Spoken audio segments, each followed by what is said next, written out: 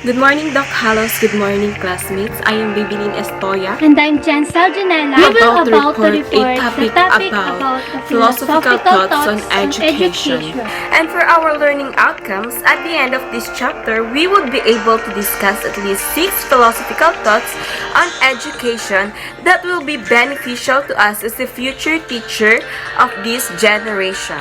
In this slide, you would be able to hear an actual school scenario between a teacher and a student. In a grade 3 science class, teacher, what is the function of the mouth? Student, to break the food into smaller pieces. Teacher, very good. What about the stomach? Student, to digest the food. Teacher, very good. Perfect. And the small intestine? Student, to absorb the food nutrients. Let's analyze the dialogue. In this scenario, we can see the good relationship or connection, or I say camaraderie, between student and teacher. It will be noticed that the mood was not heavy in the situation because the students all enjoyed learning. Perhaps this is the teacher's strategy for her students to learn. Abstraction, let's conceptualize. Isolated facts and debunking method depicted in the question and answer proceeding in classroom are a common classroom scenario.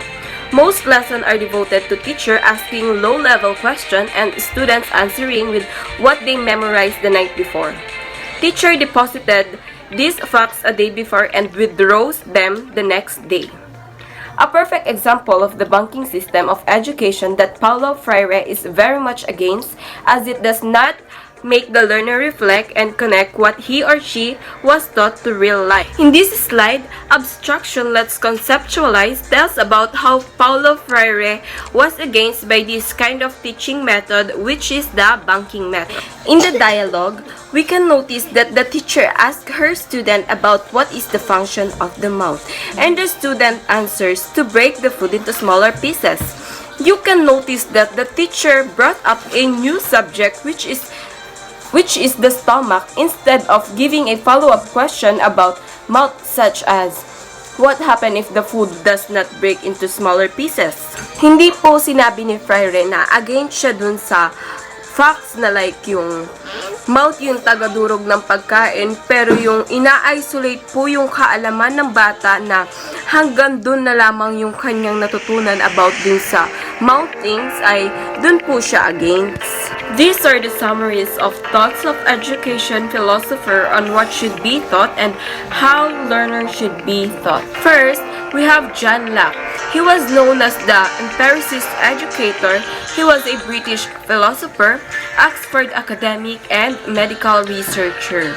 Acquire knowledge about the world through the senses. Questioned the long traditional view that knowledge came exclusively from literary sources. For John Locke, education is not acquisition of knowledge contained in the great books. He offered an empiricist theory according to which we acquire ideas through our experience of the world. Sa makatuwid, you will acquire knowledge and continue learning hanggat ikay nabubuhay. Inductive method. This is where simple ideas become more complex through comparison, reflection, and generalization. Divine right of kings, which held that the monarch had the right to be unquestioned and absolute ruler over his subjects. All persons are endowed with the natural rights to life, liberty, and poverty, and that rulers who fail to protect those rights may be removed by the people by force if necessary. Necessity of civic education.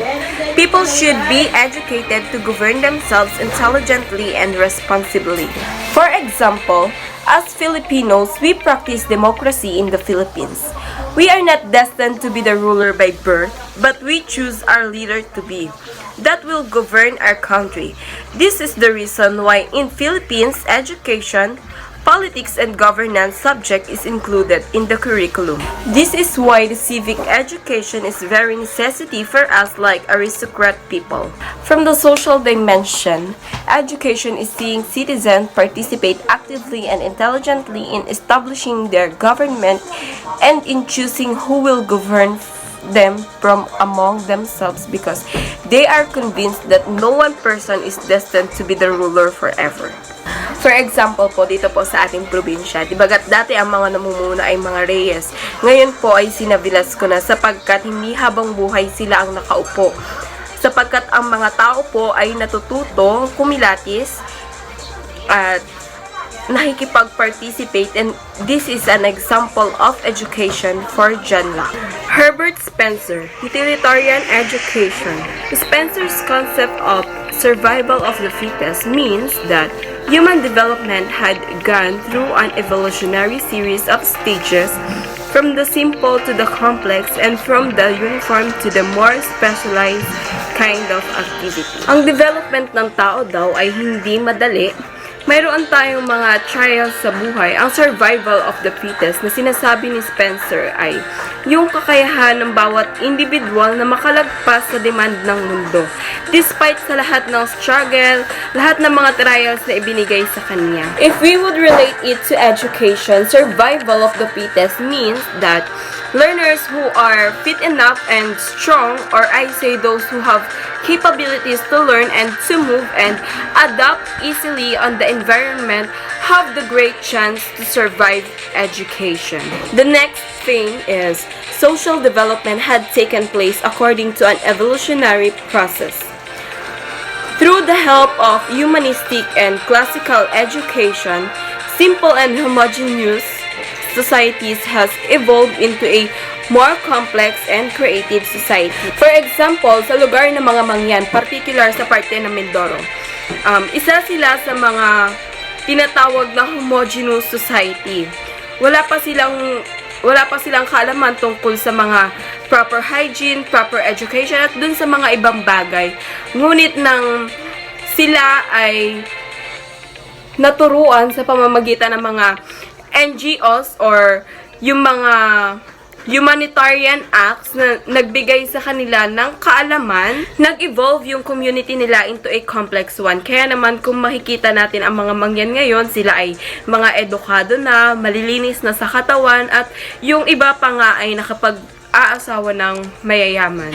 Based on scientific and practical objectives, industrialized society requires vocational and professional education rather than on the very general educational goals associated with humanistic and classical education. For example, yung mga electronics company, mas malaki yung edge ng mga nag-take ng vocational o professional courses na may kinalaman sa electronics kesa dun sa mga hindi nakapag-aral o hindi man lang nakagraduate ng vocational. And of course, kapag naman naghahanap tayo ng trabaho, chine-check talaga yung educational background, and lalo na sa mga industrial works. Basta at least nakapagtapos ng vocational course ay maaaring makapasok. Curriculum should emphasize the practical, utilitarian, and scientific subjects and must be arranged according to their contribution to human survival and progress. In this process, we could see the importance of the subject, practical, utilitarian, and scientific. For Spencer, it would be a great help for humankind to master environment.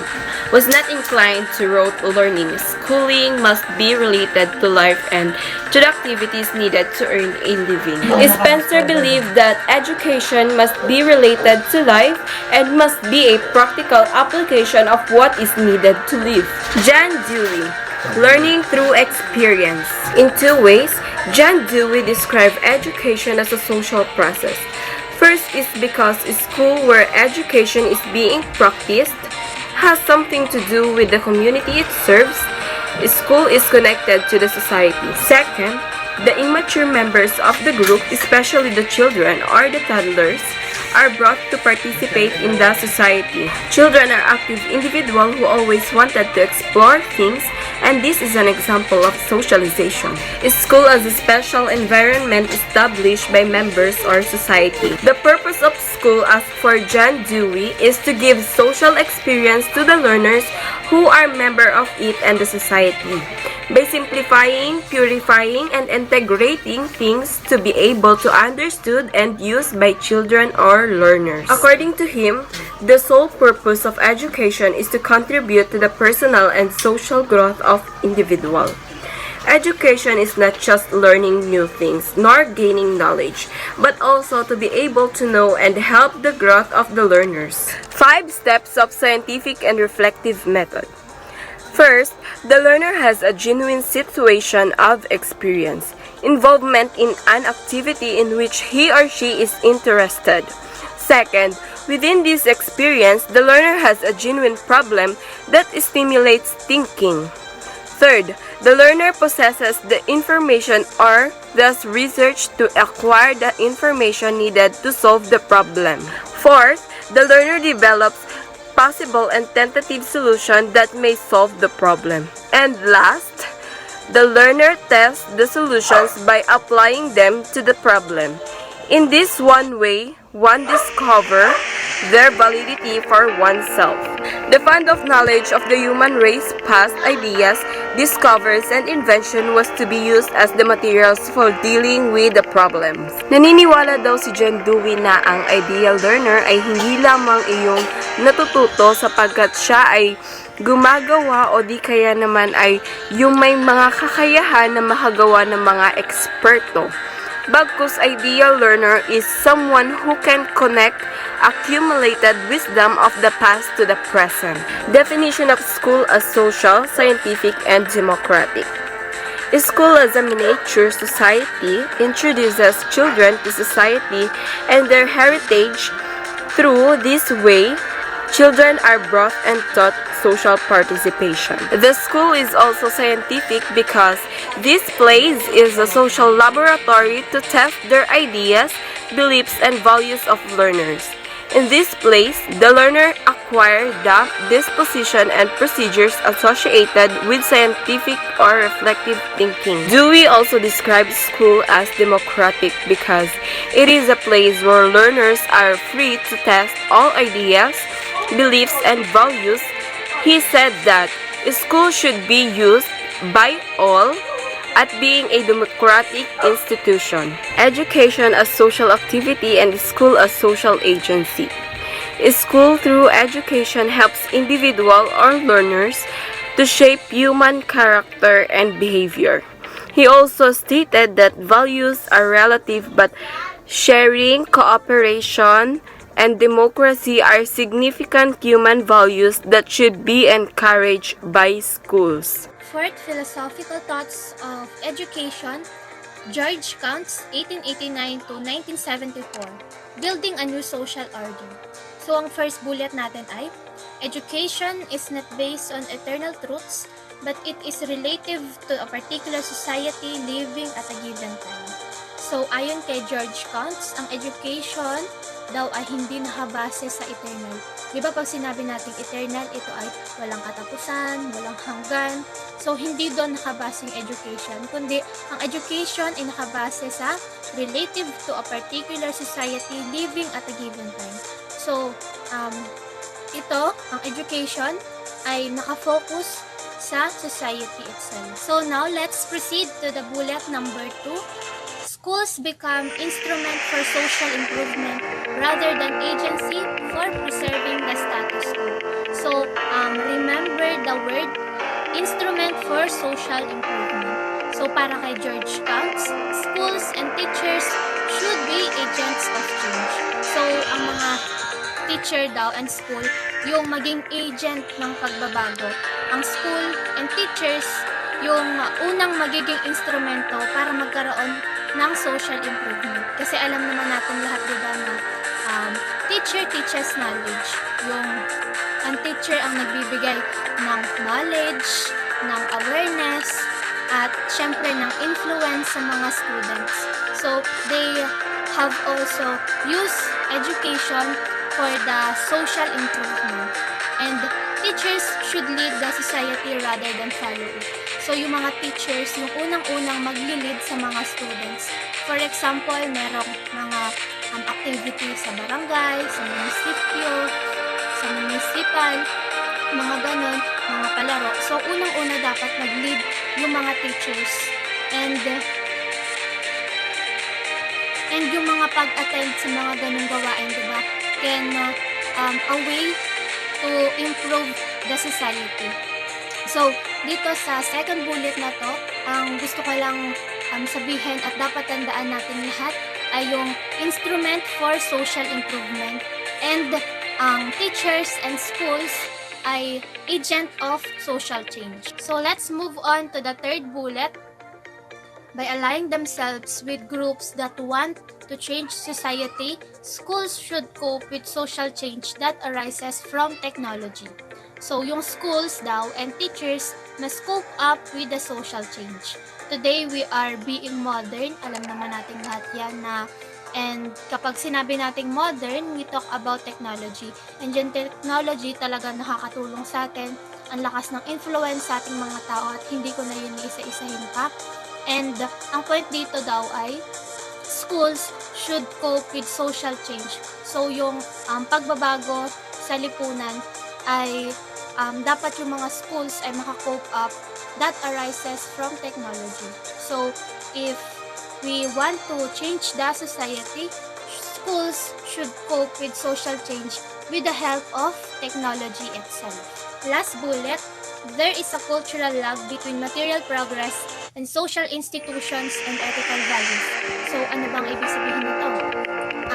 Yung material progress is very evident, but moral and ethical development seem to lag behind.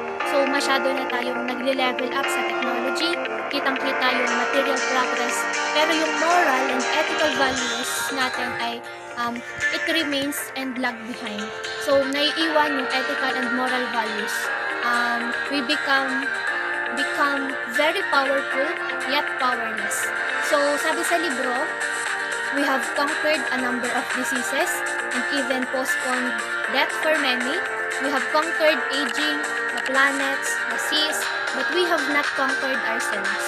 So, nag-improve na tayo sa lahat sa technology, yung mga nabanggit ko, yung death, yung seas, yung mga planets, and pero yung ating ethical and moral values ay naiwan na mag-improve. Nag-improve tayo when it comes to technology, but ourselves seem to have lag behind. So yun yung cultural lag between material progress and social institutions and ethical values. Theodore Bramwell, 1904 to 1987. The Social Reconstructionism. Social Reconstructionism is a philosophy that emphasizes the reformation of society. So, itong Social Reconstructionism ay nag-emphasize ng reformation of the society. So, punta tayo sa first bullet. For the Social Reconstructionist, education is designed to awaken students' consciousness about social problems to engage them actively in problem solving. Einstein, 1984. So, para daw po sa mga social reconstructionist, ang edukasyon ay nakadesenyo upang magising ang kanilang kamalayan, ang mga kamalayan ng mga estudyante tungkol sa mga problema ng lipunan at ma-engage ang mga ito sa pagpa-problem solving. And like Dewey and George Counts, social reconstructionists, Bramwell believed in active problem solving as a method of teaching and learning. So let's now proceed to the bullet number 2. Technological era is an era of interdependence, and so education must be international in scope for global citizenship. So yung education daw po ay dapat ang saklaw nito ay international for global citizenship. Let's move on to the third bullet. Social reconstructionists assert that schools should critically examine present culture and resolve inconsistencies, controversies, and conflicts to build a new society, not just change society. So ano daw po yung ibig sabihin nun? So yung mga schools ay should critically examine present culture and resolve, alam yung mga i-resolve, yung mga controversies, yung mga inconsistencies, and conflict na present ngayon sa ating culture. So, iginigiit din ng mga social reconstructionists na yung mga schools ay dapat i-examine din talaga ng critical yung ating culture ngayon. And yung mga culture na yun, syempre alam naman natin lahat yung mga culture natin ng Pilipino, culture natin dito sa Marinduque, yun yung mga culture na yun. And diba, nasabi ko po kanina na yung social reconstructionism ay reformation of society. So, iginigiit nila na suriing mabuti kung ano yung present culture kasi hindi naman talaga may iwasan yung mga inconsistencies, yung mga controversies, and mga present na conflict.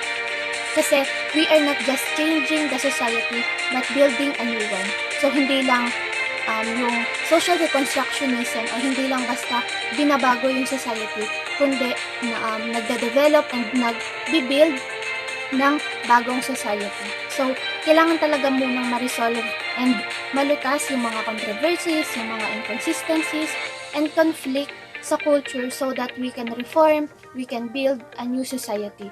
And for example, di ba, masasama mo ba sa isang lalagyan, for example, yung gatas? Mailalagay mo ba sa isang container yung panis na gatas and yung fresh na gatas? Masasama mo ba yon ng parehas? Diba hindi naman po. So, ang ginagawa natin, itinatapon natin yung panis para hindi na nito mahawahan o malagyan yung fresh na gatas. So, let's proceed to the second to the last bullet. Social reconstructionists are firmly committed to equality and equity in both society and education. So, ito po ay yung mga social reconstructionists ay committed, hindi lang committed, kundi firmly committed sa equality or pagkakapantay-pantay and sa equity rather. Sa equity at in Tagalog, yung katarungan or yung pagiging unfair and impartial in both sa lipunan man yun or sa education. At sabi po dyan, education is a right that all citizens regardless of race and social status. So sa mga social reconstructionist, hindi nila pinapayagan yung socio-economic class or yung status mo sa buhay na, for example, mahirap ka, nadi-discriminate ka, or mamaliitin ka ng mga mayayaman kasi nga mahirap ka, or dun sa race, kung ano yung lahi na pinagmumulan mo kasi diba minsan pinagtatawanan and yun ulit didi-discriminate. Sa social reconstructionist, yun na hindi nila pinapayagan. So, and yung mga katulad nito, barriers of socio-economic class and racial discrimination should be eradicated or talagang mawala na siya ng tubulan. So, sabi nga po ay, social reconstructionists convinced that education is not a privilege of you, but a right to enjoy by all. So, napakaganda nun na ang sabi po ay, yung edukasyon ay hindi lang pribilehiyo ng ilan. So, parang pag ganito po, diba, parang may discrimination na nagaganap. Pero ang sabi nila, ang education po ay isang karapatan na dapat ma-enjoy at maranasan ng lahat. So, for the last bullet of this philosophy, they also emphasize the idea of an interdependent world. So, interdependent meaning dependent on each other. So, nagdedepende sila sa isa't isa. So, ina-emphasize ng social reconstructionist yung idea ng pagtutulungan, yung diba, depende sa isa't isa, yung interdependent world. So, social reconstructionist builds an interdependent world that is international in scope. The quality of life needs to be considered and enhanced on global basis. So, global basis po ang pinag-uusapan dito. And yon, ang gusto ko lang tandaan natin dito ay, they build a world of interdependent that is international in scope. And for the last philosophical thoughts on education, we have Paulo Freire, 1921 to 1997, and his philosophy was critical pedagogy. So Paulo Freire is a critical theorist like the social reconstructionist, believed that the system must be changed to overcome oppression and improve human condition. So si Paulo Freire ay isa daw na critical theorist and naniniwala na yung mga systems, yung system must be changed and like the social reconstructionist. So, di ba natakal na natin kung ano yung social reconstructionist at ito yung reformation ng society. So, para kay Paulo Freire, yung system daw ay must be changed. Para saan? To overcome oppression or yung pang-aapi and para ma-improve yung human condition. In his view, humans must learn how to resist oppression and not become victims, nor oppress others. So, sa unang bullet, di ba po, nabanggit natin yung word na oppression and sama na din natin yung human condition. So, para dito sa bullet number 2, in Paulo Freire's view, dapat matutunan ng tao na labanan, na i-resist yung oppression and syempre, hindi maging biktima nun, nor oppress others. So, paano gawin yun? To do so, requires dialogue and critical consciousness, the development of awareness. To overcome domination and oppression, it requires dialogue. Later on, malalaman natin kung ano yung kahalagahan ng dialogue sa philosophy na ito.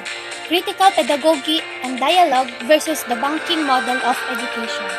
So, third bullet, a central element of Freire's pedagogy is dialogue. It is love and respect that allow us to engage dialogue. So, in Tagalog ay pag-uusap, conversation. By its nature, dialogue is not something that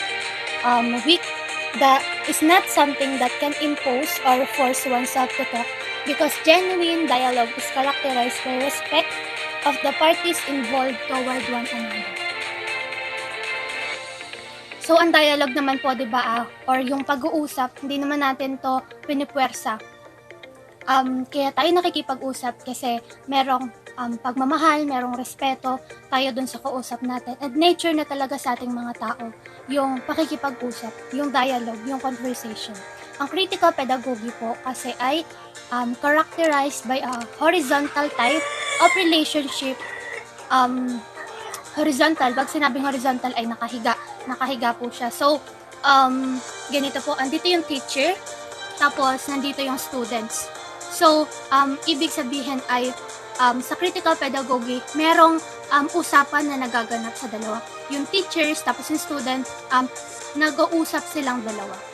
So, nagsasalita yung teachers, tapos nagpapaliwanag, then hinihingi din niya yung opinion ng mga estudyante niya. Kasi ang critical pedagogy ni Freire's is a problem-solving education. So, hindi lang yung teacher ng magasalita, kundi yung student din ay nagsasalita. Let's now proceed to another bullet or point. Rather than teaching as banking, so pag-usapan muna natin kung ano yung teaching as banking.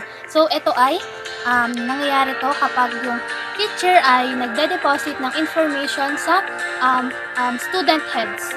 So, sila yung nagsasalita, and yung mga student, nakikinig lang sila. And for the word itself, di ba yung banking, yun ay sa bangko, nag-iipon, ganun. So, dito sa method na to, yung educator ay nagde-deposit ng information sa student. Isa pa na definition ng banking method, the teachers see themselves as a sole processor of knowledge and the student as empty receptacles.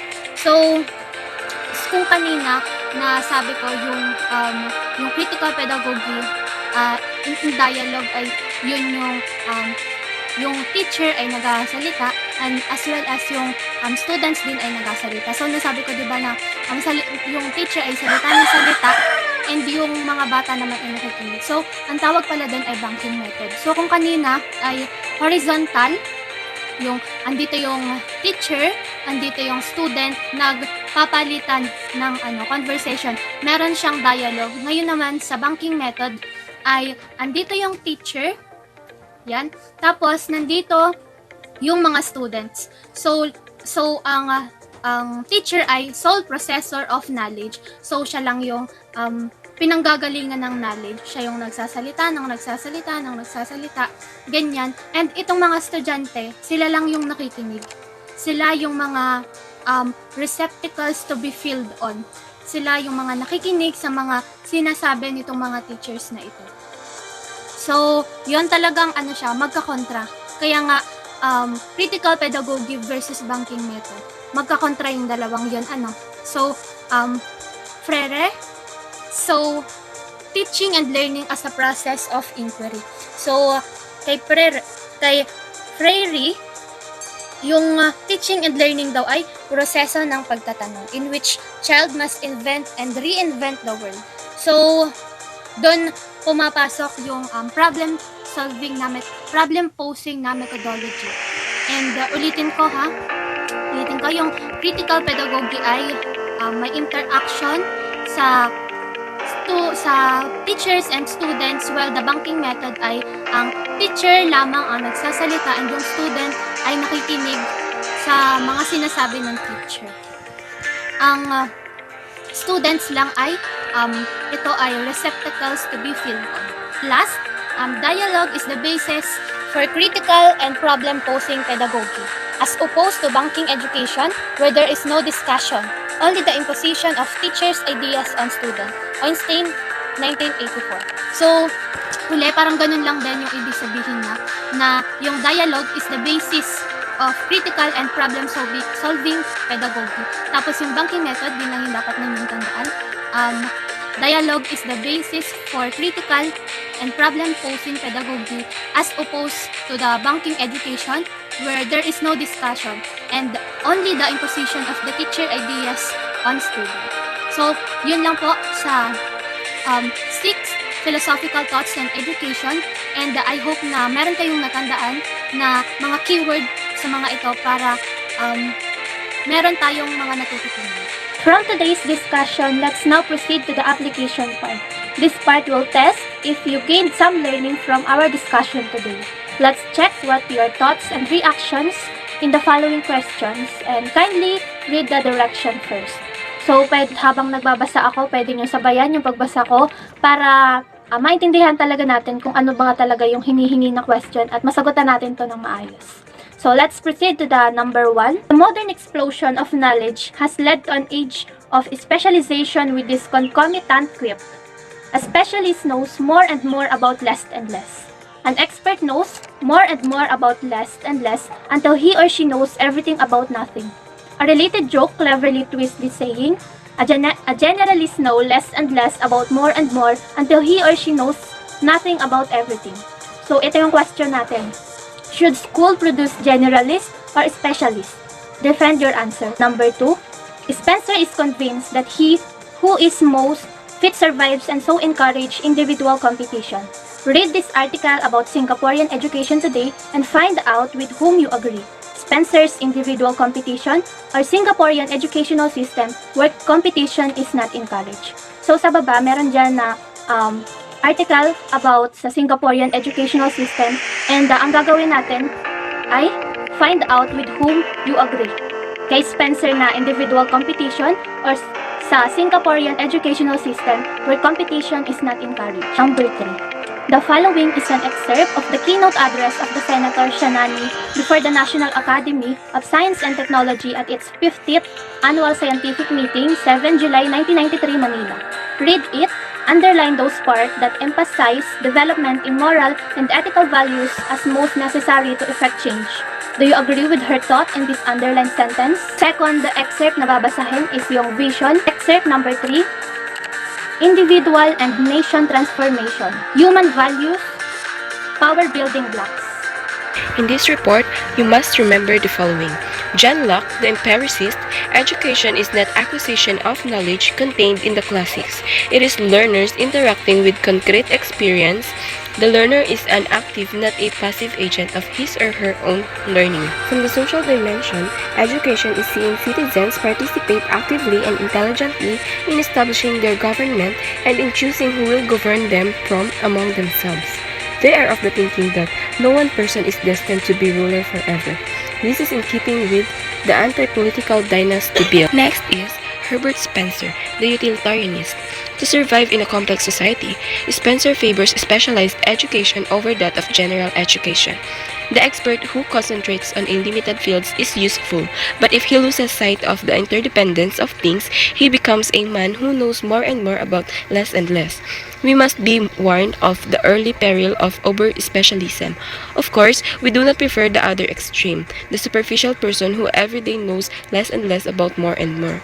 Who is fittest survives. Individual competition leads to social progress. The competition in class is what advocates of whole child approach and socio-emotional learning. Atmosphere approach and socio-emotional learning, atmosphere and socio-emotional learning, atmosphere negate, the whole child approach, a powerful tool for socio-emotional learning focused, school has as tenets. Each student learns in an environment that is physically and emotionally safe for students and adults. And each student has access to personalized learning and is supported by qualified and caring adults. The highlighted words, emotionally safe, caring adults, point to no competition for competition works against an emotionally safe environment. The other one is John Dewey, experience. Dewey does not disregard the accumulated wisdom of the past. These past ideas, discoveries, and inventions, our cultural heritage, will be used as the material for dealing with problems and so will be tested. If they are of help, they become part of a reconstructed experience. If they are not totally accurate, they will still be part of a reconstructed experience. This means that the ideal learner for Dewey is not just one who can learn by doing. Example, conduct an experiment but one who can connect accumulated wisdom of the past to the present. Schools are for the people and by the people. Schools are a democratic institution where everyone, regardless of age, ethnicity, social status, is welcome and is encouraged to participate in the democratic process of decision making.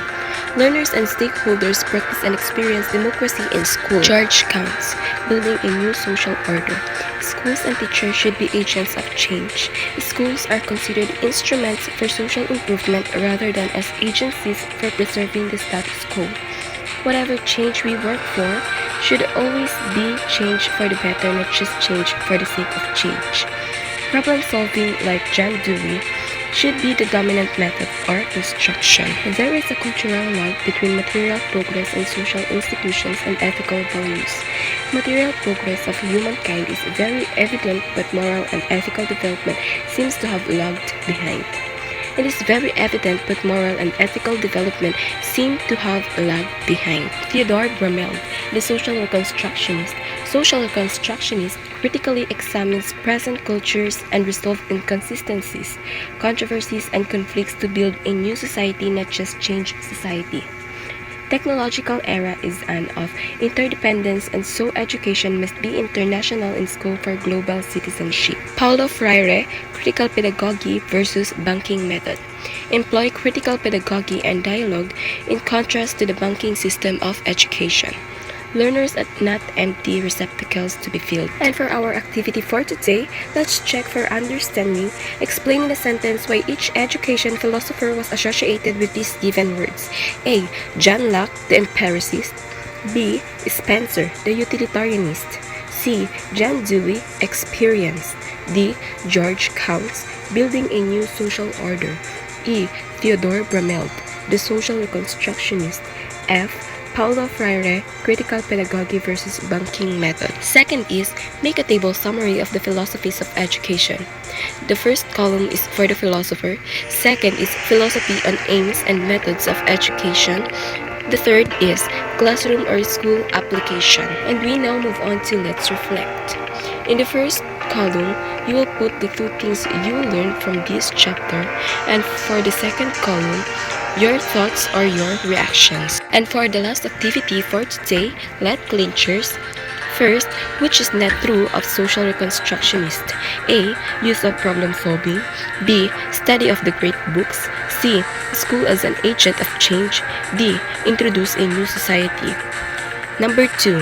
Which teaching practice goes with the banking system of education, which was contrary to Paulo Freire's educational thought? A. Rote memorization. B. Project-based learning. C. Problem-based learning. D. Community of inquiry. Number 3. For which teaching will social reconstructionist be? A. Stress on isolationism. B. Inequality and iniquity as normal for an international society. C. C. Building of an interdependent world that is international in scope. Or D. Narrow concept of nationalism. Number 4. Why is Spencer's educational thought described as utilitarian? A. He emphasized vocational and professional education based on scientific and practical. B. He stressed on general educational goals associated with humanistic and classical education. C. He stressed a balance of specialized and general education in the curriculum. D. He eliminated the vocational and professional education component of the curriculum. And for the last number, for which educational practice was John Dewey? A. Problem solving. B. Bunking method. C. Emphasis on the humanities. Or D. Teaching of the classics. And that brings us to the end. I'd like to thank you for your time and attention today.